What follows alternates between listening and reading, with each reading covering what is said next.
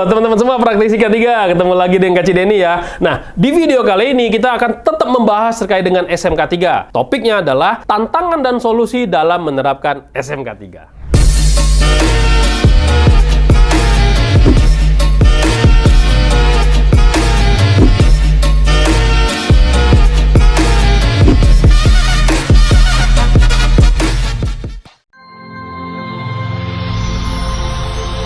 Video ini dipersembahkan oleh Mediatama Academy. Training K3, langsung kerja. Nah, tantangan menerapkan SMK 3 banyak nih teman-teman semua. Tapi Kak Cideni bagi menjadi 6 nih.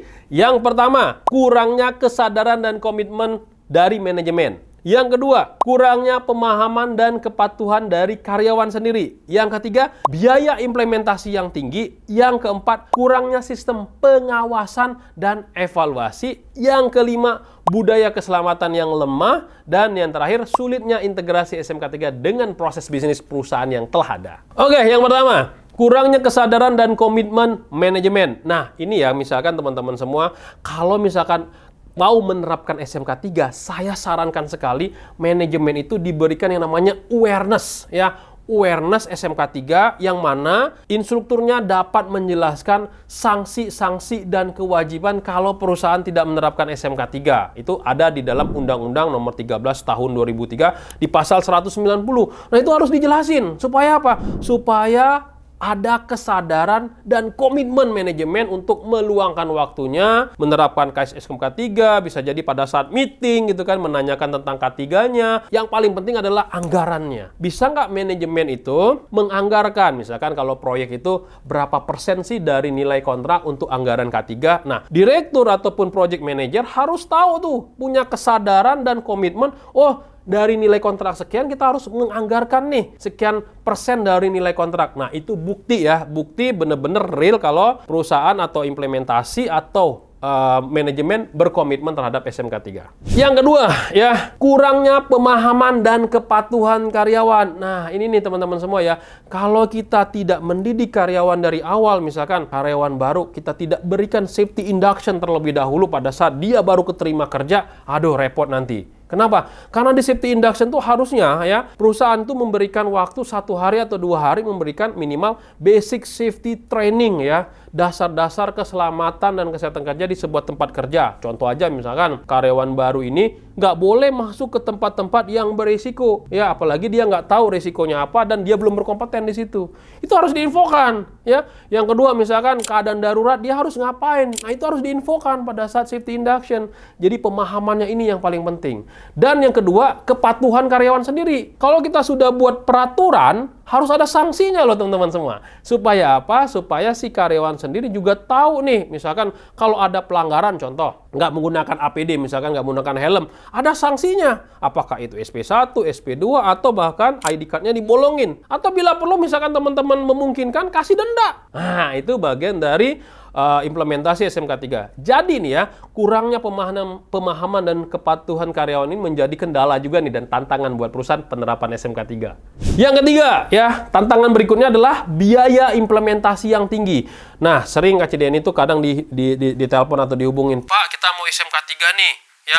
Boleh dong dikirimkan penawaran proposalnya." Ya, ketika kita kasih, "Ini Pak, ini untuk SMK 3-nya saja." Tapi ketika dia bertanya, "Bagaimana implementasinya?" Kita jelasin tuh, harus ada P2K3, harus ada ahli K3 umum, petugas P3K, Damkar, APAR, kota P3K, dan lain sebagainya. Mereka kaget. Wah, gede banget ya ternyata ya SMK 3-nya. Nah, ini kalau perusahaan tidak tahu menghitung ya. Menghitungnya gimana Pak Denny? Menghitungnya ya, bandingkan versusnya itu dengan kalau terjadi kecelakaan. Berapa sih produktivitasnya terhenti ya kan? Misalkan apakah branding kita akan jelek, misalkan ada kalau ada kecelakaan. Nah, itu harus dihitung tuh. Misalkan proyek ada kurva S sehingga ada penyetopan ya kegiatan untuk proyek sendiri. Nah, itu harus dihitung. Ya supaya apa? Supaya implementasinya tahu nih. Sebenarnya kita implementasi SMK 3 ini nggak mahal-mahal juga ya, gitu kan ya. Tuh, yang pertama ya, harus tahu dulu berapa biaya K3 versus kalau terjadi kecelakaan. Yang kedua, SMK 3 itu terbagi 3 loh. Awal, transisi, lanjutan.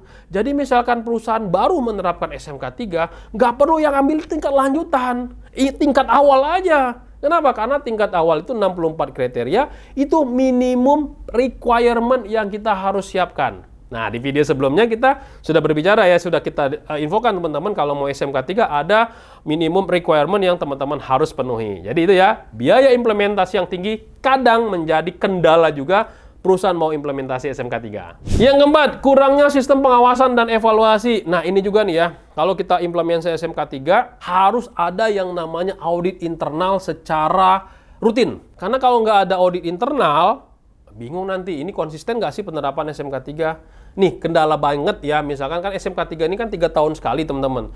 Karena audit eksternalnya 3 tahun sekali, kadang nih perusahaan yang nerapin SMK 3, tidak ada audit internalnya. Nah, ini menjadi kendala nih buat teman-teman semua dalam melakukan pengawasan dan evaluasi. Pengawasan dari pihak eksternal pun, dalam hal ini pengawas ketenagakerjaan setempat pun, kadang nih melakukan pengawasan SMK 3 hanya random sampling. Tidak semua perusahaan itu didatengin untuk memverifikasi hasil temuan audit. Kenapa? Nah, saya pernah nanya, karena rasio antara pengawas dengan perusahaan yang ada di kawasan mereka itu tidak imbang. Misalkan nih, saya pernah nanya ya, ada di Kerawang itu katanya, kita punya pengawas ada 700 misalkan gitu kan ya, atau ada 70 misalkan, tapi pembandingnya itu ada 700 atau 7.000 perusahaan. Nah, itu bingung jadi ya, pengawasannya kayak gimana. Yang paling penting adalah pengawasan internal dulu yang teman-teman harus siapkan. Dalam hal ini adalah audit internal SMK 3. Yang kelima, budaya keselamatan yang lemah. Contoh ya, misalkan kalau kita meeting ya, meeting proyek nih ya, yang ditanya pertama kali ya oleh project manager apa? Gimana progres? Gimana progres? Termasuk ketika di kantor pusat, gimana progres? Tagihan gimana? Nah, budaya keselamatan kesehatan kerja ini harusnya seorang manajemen atau yang memimpin rapat, harusnya MOM rapatnya yang ditanya pertama kali adalah safety-nya dulu. Gimana nih? Ya, K3 kita di lapangan, aman nggak nih? Ada kecelakaan nggak nih? Ada risiko nggak nih? Nah, itu budaya ya. Budaya yang ya menurut saya tidak mahal ya, tapi kita harus memulai dari itu. Nah, budaya yang kayak gini nih ya. Kan kita bilangnya kan safety first. Tapi yang terjadi di lapangan pada saat kita meeting ya, selalu orang safety itu selalu paling bawah tuh. Jadi safety last gitu ya.